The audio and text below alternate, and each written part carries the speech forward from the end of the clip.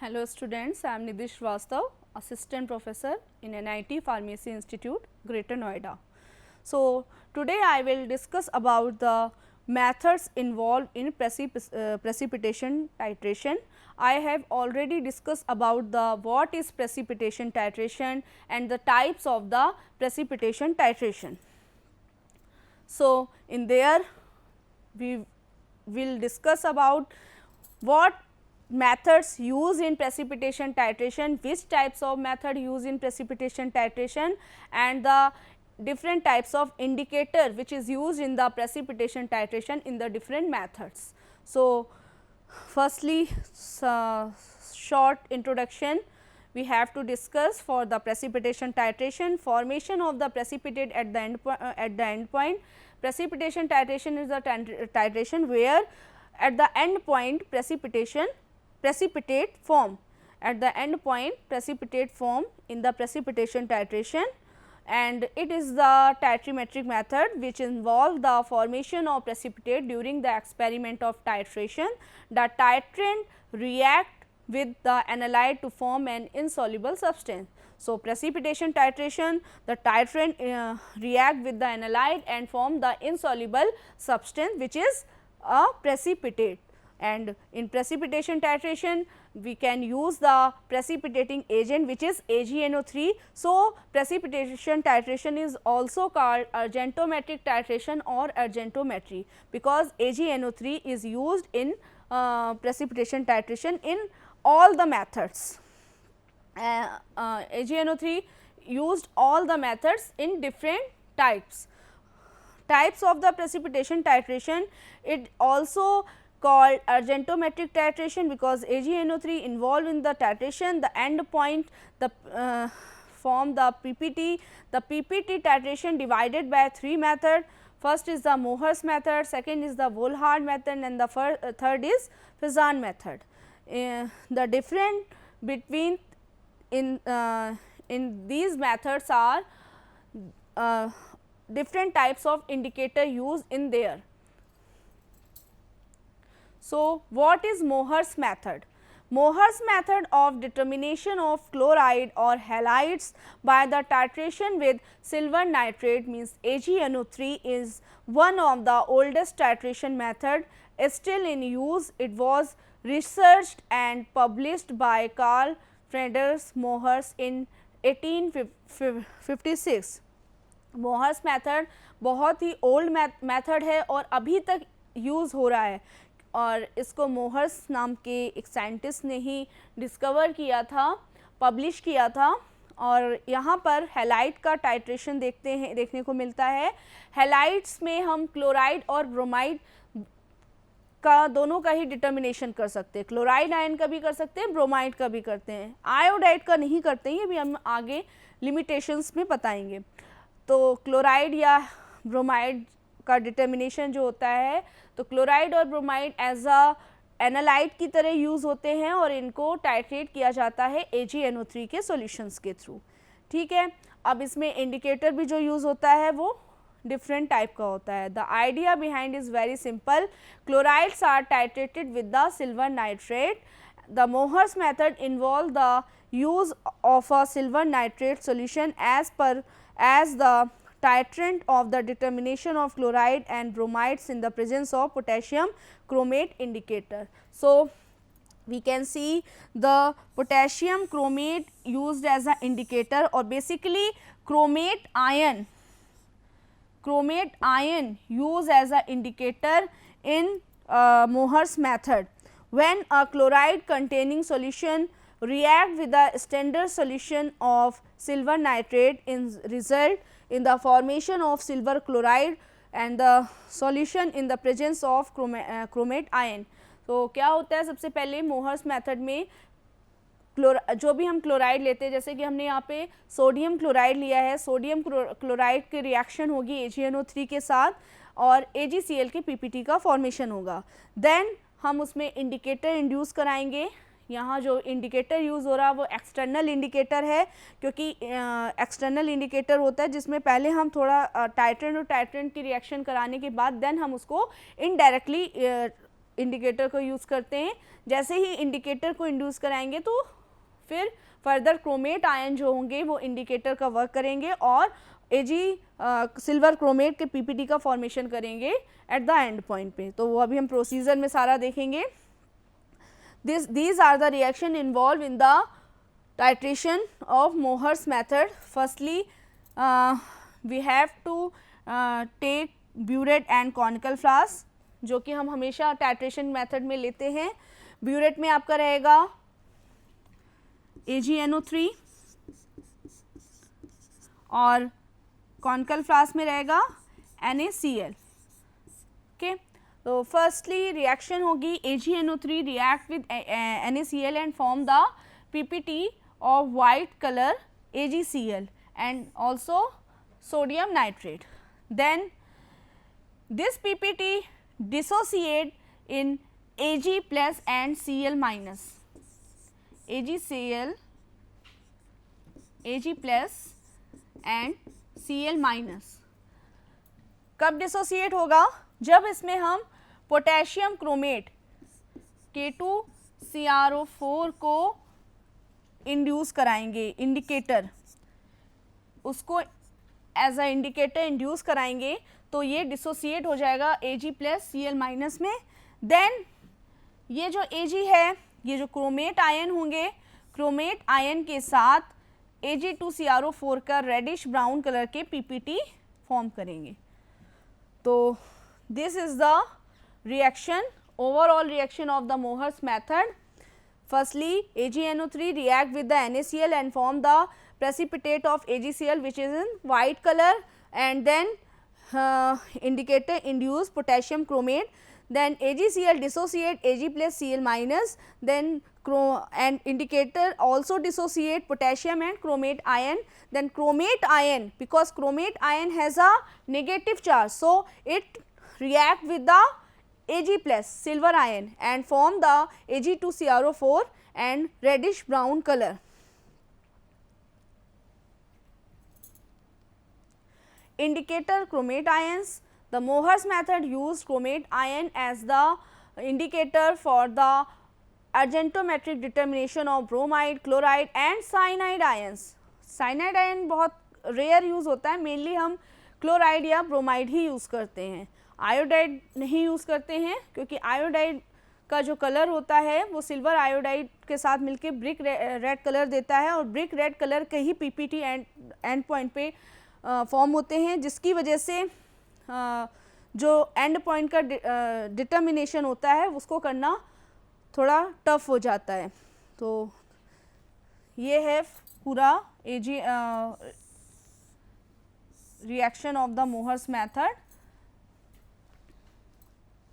Now the end point of the titration occurs when all the chloride ions are precipitated, then additional silver ions react with the chromate ions of the indicator potassium chromate to form a reddish brown, red brown precipitate of silver chromate.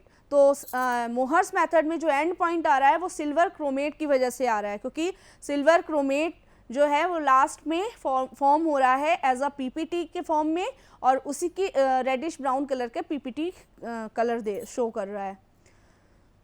This method determine the chloride ion concentration of solution by the titration with silver nitrate. As the silver nitrate solution is slowly added, a precipitate of silver chloride forms. तो ये reaction इस तरह से करनी है, हमें धीरे धीरे सिल्वर नाइट्रेट को ऐड करना है सोडियम क्लोराइड में और लास्ट में AgCl फॉर्म हो जाएगा। The end point of the titrations occurs when all the chloride ions are precipitated, the additional silver ions react with the chromate ions of the indicator potassium chromate to form a reddish brown, red brown PPT of silver chromate. तो last में ये reaction हो जाएगी और silver chromate के PPT का formation होगा। Sample preparation कैसे करेंगे? क्योंकि हमें रिएक्शन तो हमें पता चल गई कि हम सिल्वर पहले सोडियम क्लोराइड की रिएक्शन AgNO3 से कराएंगे, देन AgCl के PPT फॉर्म होंगे, फिर उसमें इंडिकेटर इंड्यूस करेंगे, इंडिकेटर में जो क्रोमेट आयन है वो सिल्वर के साथ रिएक्ट करके सिल्वर क्रोमेट दे देगा और एंड पॉइंट डिटेक्ट हो जाएगा। लेकिन हमें सैंपल कैसे प्रिपेयर करना है, क्योंकि हमें जो भी हम यहाँ पे सॉल्यूशन यूज़ कर रहे हैं टाइट्रेंट या एनालाइट, उनको हमें कितनी क्वांटिटी में बनाना है। तो सैंपल प्रिपरेशन देखने के लिए टाइट्रेशन का फर्स्ट पॉइंट देखेंगे, dilute sample by pipetting 20 ml sample into a 100 ml of volumetric flask and making it up to the mark with distilled water. Pipette at 10 ml aliquot of diluted sample into a conical flask and add about 50 ml distilled water and add 1 ml of chromate indicator। ये हम chromate indicator जो है पहले थोड़ा सा जब हम titration start करेंगे, जब हमारा टाइट्रेंट और एनालाइट दोनों थोड़ा सा उसमें से ऐड करा देंगे, देन हम इंडिकेटर को इंड्यूस करेंगे। Titrate the sample with 0.1 molar silver nitrate solution, although the silver chloride that forms is a white precipitate. The chromate indicator initially gives the cloudy solution a faint lemon yellow color। फिर ये इस तरह से फिर हम एक बार reaction देख लेते हैं। At the end point the first excess of Ag, जो एक्सेस में Ag है वो रिएक्ट करेगा with the indicator, red silver chromate form करेगा as a second PPT after precipitation of all chloride silver chloride. The Mohr's method must be performed at a pH about 8। This method is useful for determining chloride in neutral और unbuffered solution such as drinking water. pH about 8, जो भी हमें pH रखना है about 8 तक, वो भी कितना, 7 से 8, क्योंकि बेसिकली जो मोहर्स मेथड होता है वो हम न्यूट्रल सॉल्यूशन में ही करते हैं। न्यूट्रल से थोड़ा सा एल्कलाइन कर सकते हैं, लेकिन हमें ये ध्यान रखना होता है कि बहुत ज़्यादा एल्कलाइन भी ना हो और एसिडिक भी ना हो, क्योंकि दोनों कंडीशन में मोहर्स मेथड जो है वो उसकी लिमिटेशन हो जाती है, चेंज हो जाता है वो। इसलिए हमें pH का मतलब बहुत अच्छे से ध्यान रखना है और हो सके तो pH को न्यूट्रल ही रखना है अबाउट 8 तक। Limitation, the solution needs to be near neutral because silver hydroxide forms at high pH while the chromate forms hydrogen chromate at low pH, reducing the concentration of chromate ion and delaying the formation of the precipitate। क्या होता है, अगर हमने Mohr's method में acidic pH रखा तो acidic pH की वजह से, एसिडिक होने की वजह से जो आपके क्लोराइड आयन है वो एसिड मतलब बेस के साथ रिएक्ट करके न्यूट्रल रिएक्शन शो कर देंगे, मतलब न्यूट्रलाइजेशन रिएक्शन आ जाएगी, वहाँ प्रेसिपिटेशन होगा ही नहीं। और अगर हमने बेसिक कंडीशन रखी एल्कलाइन pH रखा है तो उस कंडीशन में क्या होगा, हाइड्रोक्साइड आयन फॉर्म हो जाएंगे और हाइड्रोक्साइड आयन फॉर्म होने की वजह से जो लास्ट में Ag2CrO4 की जगह H2CrO4 फॉर्म हो जाएगा और फिर फर्दर वही न्यूट्रलाइजेशन रिएक्शन हो जाएगी। तो इसलिए हमें pH का ध्यान रखना है। डिसएडवांटेज क्या है, Mohr's method is suitable only for the titration of chloride and bromide and cyanide ion. Errors can be introduced due to the need of excess titrant before the end point colour is visible. तो Mohr's method जो है केवल chloride, bromide और cyanide ion के लिए, cyanide भी कम ही हम use करते हैं, बेसिकली हम क्लोराइड ही यूज़ करते हैं। हाँ, क्लोराइड की जगह हम ब्रोमाइड भी ले सकते हैं, NaCl की जगह NaBr भी ले लेंगे तो same as it is reaction होगी, बस AgCl की जगह AgBr के PPT का फॉर्मेशन होगा। लेकिन इसमें प्रॉब्लम क्या है, इसमें हम आयोडाइड नहीं ले सकते हैं।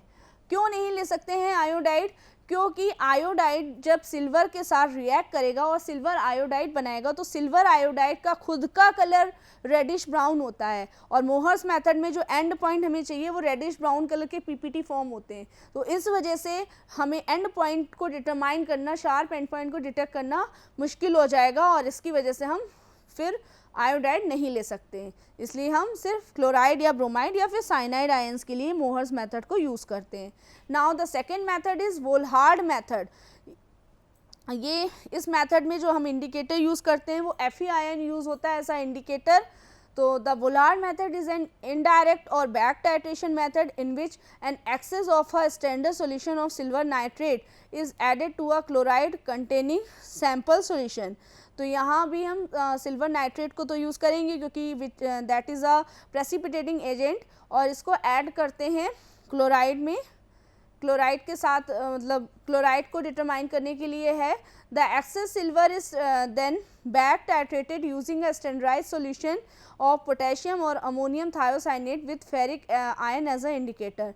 वोल्हार्ड मेथड मोहर्स मेथड से थोड़ा सा डिफरेंट है. यहाँ AgNO3 की रिएक्शन जो होती है वो अमोनियम या पोटेशियम थायोसाइनेट के साथ होती है और सिल्वर थायोसाइनेट के PPT फॉर्म होते हैं. देन हम उसमें फेरिक या फेरस जो भी इंडिकेटर यूज़ करते हैं और लास्ट में वो Fe आयन ही जो होते हैं वो एज अ इंडिकेटर का वर्क करते हैं. तो इसमें हम ये this is the back titration method और पोटेशियम या अमोनियम थायोसाइनेट लेते हैं which is react with the ferric ion which is used as a indicator. The term excess is used as the moles of silver nitrate added are known to exceed the mole of sodium chloride present in the sample, so that all the chloride ion present will react. यहाँ access word इसलिए use किया गया क्योंकि हमने back titration लिया. Back titration में हम वैसे भी एक्सेस में अमाउंट लेते हैं टाइट्रेंट और टाइट्रेंट का. तो एक्सेस में हमने सिल्वर नाइट्रेट ऐड करा है एक्सीड मोल सोडियम क्लोराइड के जो कि सैंपल में प्रेजेंट है. और उसके बाद द इंडिकेटर यूज़ किया है ferric ion is then added and the solution is titrated with the potassium thiocyanate solution. अब हम इसकी रिएक्शन देखेंगे.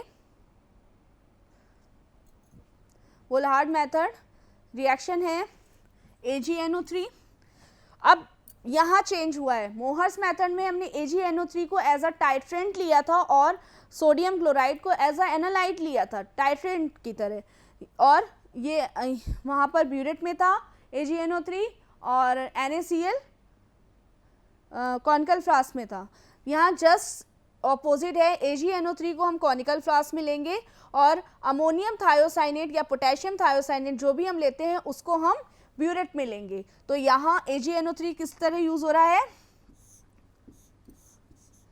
As a analyte and it is taken in conical flask and ammonium thiocyanate is taken in burette.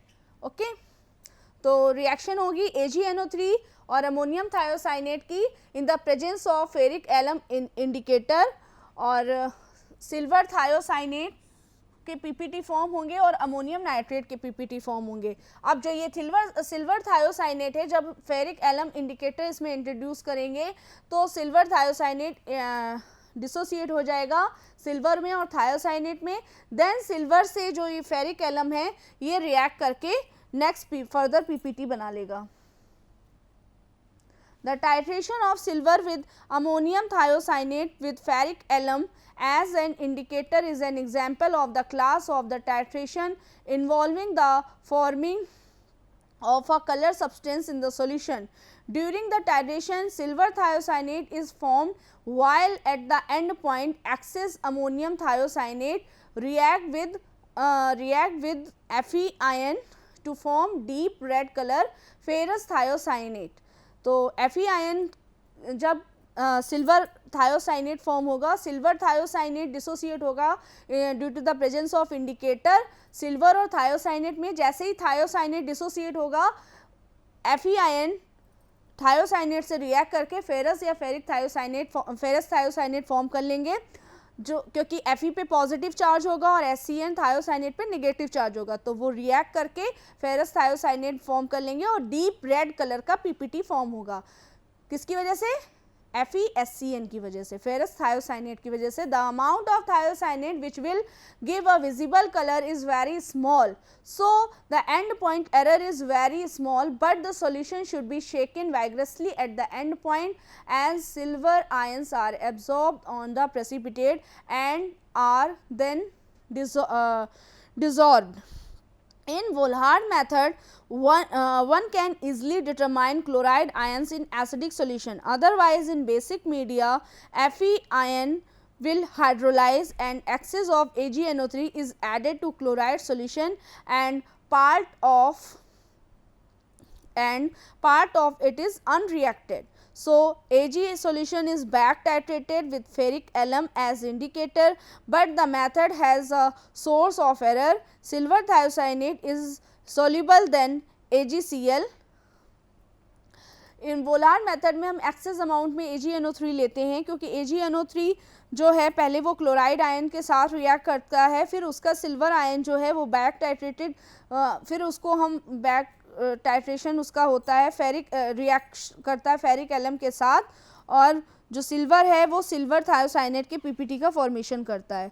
This will consume more ammonium thiocyanate and chloride content will appear lower. This error can be eliminated filtering of AgCl PPT. अब यहाँ पे जो हम ये देख रहे हैं ये है मॉडिफाइड वोल्हार्ड मेथड. जो सिंपल वोल्हार्ड मेथड है उसमें तो आपका लास्ट में सिल्वर थायोसाइनेट FeSCN मतलब फेरस थायोसाइनेट के PPT फॉर्म हो जाते हैं और कंप्लीट हो जाता है. लेकिन जो बैक मॉडिफाइड वोल्हार्ड मेथड है उसमें हमें एक्सेस में और अमाउंट लेना पड़ता है, साथ में NaCl, क्योंकि वहाँ पे जो क्योंकि एक्सेस में हमने दोनों चीज़ ली हुई होती है, तो उससे क्या होता है AgCl की जो पीपीटी फॉर्म होते हैं उसको फिर हमें प्रिवेंट भी करना होता है कि वो फर्दर रिएक्शन में इन्वॉल्व ना हो. तो इस वजह से ये जो अमोनियम थायोसाइनेट है उसको कंज्यूम मतलब करना होता है, and chloride content will appear lower. This error can be eliminated by filtering AgCl, क्योंकि AgCl के पीपीटी को हम फिल्टर कर लेते हैं बिफोर बैक टाइट्रेशन, और if a little nitrobenzene is added. इसमें कैसे फिल्टर होता है AgCl के पीपीटी, देन हम इसमें नाइट्रोबेंजीन ऐड करते हैं.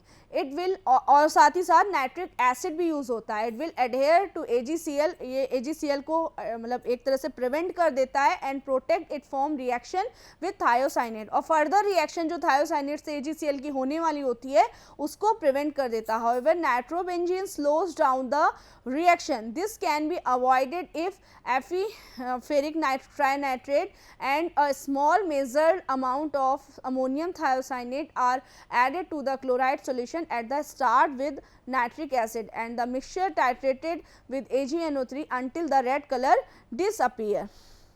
मिक्सचर को तब तक टाइट्रेट करते हैं जो रेड कलर है वो डिसअपियर हो जाए. वोलार्ड मेथड कैलकुलेशन वही होगा. In the Vollard method, silver ions are titrated with a standard solution of thiocyanate ion.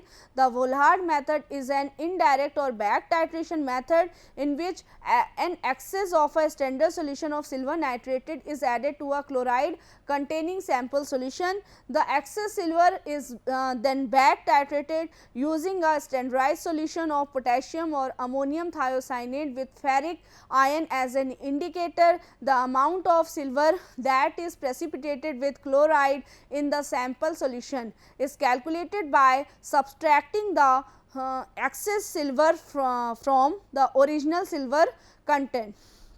Reaction इस तरह से होती हैं. AgCl और AgCN डिसोसिएट होता है Ag प्लस Cn, फिर SCN जो होता है Fe के साथ रिएक्ट करके FeSCN फॉर्म कर लेता है. तो this is the reversible reaction and used in the Vollard method. The last method is Fezzan method. Fezzan method is given by the K. Fezzan, and it is also called the absorption indicator method. Why? Because in their absorption indicator we can use. In this Fezzan method, the typically dichlorofluorosin is used as an indicator. The end point is marked by the green suspension turning pink. तो यहाँ पे क्या है, हमने adsorption indicator use किया है, इसीलिए Faizan method को एड्जॉर्प्शन इंडिकेटर मेथड भी बोलते हैं. डाइक्लोरोफ्लोरोसिन एज अ इंडिकेटर की तरह यूज़ होता है. एंड पॉइंट पर ग्रीन सस्पेंशन जो फॉर्म होता है वो पिंक कलर में टर्न हो जाता है. तो this is the end point of the Fezzan method. Prior to the end point of the titration, chloride ions remain in excess. They absorb on the AgCl surface, imparting a negative charge to the particles. Past the equivalence point, excess silver ions absorb the AgCl surface, imparting a positive charge. क्या होता है, Fezzan method थोड़ा सा अलग है, क्योंकि हम Mohr's method और इसमें वोल्हार्ड मेथड दोनों में ही ये देखते हैं कि भाई रिएक्शन हुई, पहले टाइट्रेंट और एनालाइट की, देन उसके बाद हमने इंडिकेटर इंड्यूस किया तो इंडिकेटर ने उसको डिसोसिएट करके लास्ट में पीपीटी फॉर्म कर लिए। फेजान मेथड थोड़ा सा चेंज है, फेजान मेथड में एक्चुअली एडजॉर्प्शन इंडिकेटर यूज हो रहा है। तो एडजॉर्प्शन इंडिकेटर क्या करता है, जो आप का टाइट्रेंट है या जो भी एनालाइट जो भी है उसको एड्जॉर्ब कर लेता है और एड्जॉर्ब करके लेयर का फॉर्मेशन करता है। तो वो दो लेयर चेंज फॉर्म होती है, एक प्राइमरी लेयर होती है, एक सेकेंडरी लेयर होती है। पहली लेयर जो फॉर्म होती है वो क्लोराइड आयन की होती है और उसको होल्ड करे रहता है Na+ आयन, जो कि NaOH से, क्योंकि इसमें रिएक्शन होती है NaCl और NaOH और AgNO3 की, NaCl और AgNO3 की रिएक्शन होती है, जिससे AgCl और NaNO3 फॉर्म हो जाता है। तो Ag की जो लेयर फॉर्म होती है उसको प्रोटेक्ट करता है NaOH। इस तरह से पहले इसमें एक लेयर फॉर्म होती है सिल्वर की,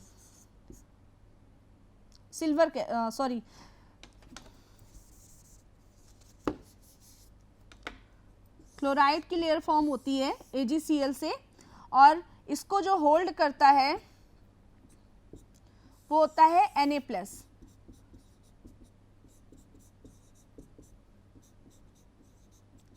फिर इसमें एडजॉर्प्शन इंडिकेटर जो होता है वो फ्लोरोसिनेट होता है, फ्लोरोसिनेट आयन फॉर्म करके Na को मतलब रिप्लेस करके खुद लेयर फॉर्म कर लेता है। तो यहाँ पे जो सेकेंड लेयर हो जाती है वो फ्लोरोसिनेट लेयर हो जाती है। तो this is the Fajans method. अभी हम आगे इसको देखते हैं। Anionic dyes such as